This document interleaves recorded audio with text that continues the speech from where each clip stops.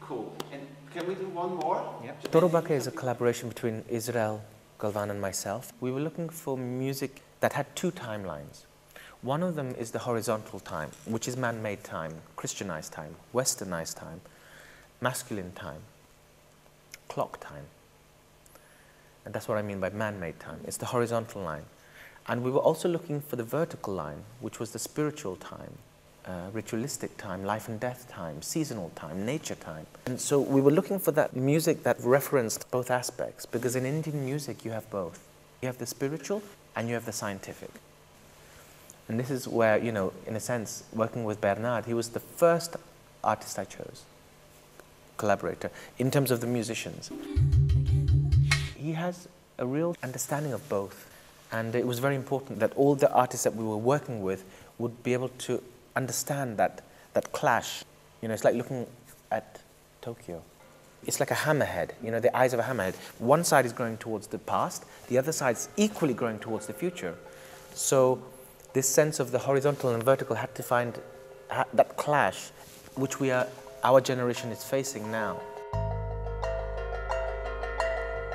So for me, what's interesting with him is that he's an Austrian guy who understands Indian rhythmical, complex patterns better than a lot of the Indian musicians that I work with. He's really, really good. Really good. He's far better than me mathematically, rhythmically.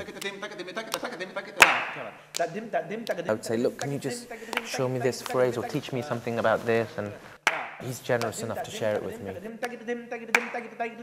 And I think he is in a very interesting and challenging place, because he has somehow the knowledge of Indian music, and he has also the Western sensibility. So he's got to figure out what he's going to do with it.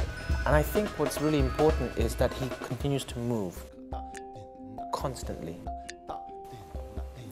because through action, through moving, he will eventually discover his voice. But it's a very exciting moment, because you haven't heard it yet. You hear somebody whispering, but you haven't heard. And that's a very beautiful moment. Stravinsky always was very frustrated when he was young, because when he was creating work, people wouldn't accept it because they expected a certain kind of classical music.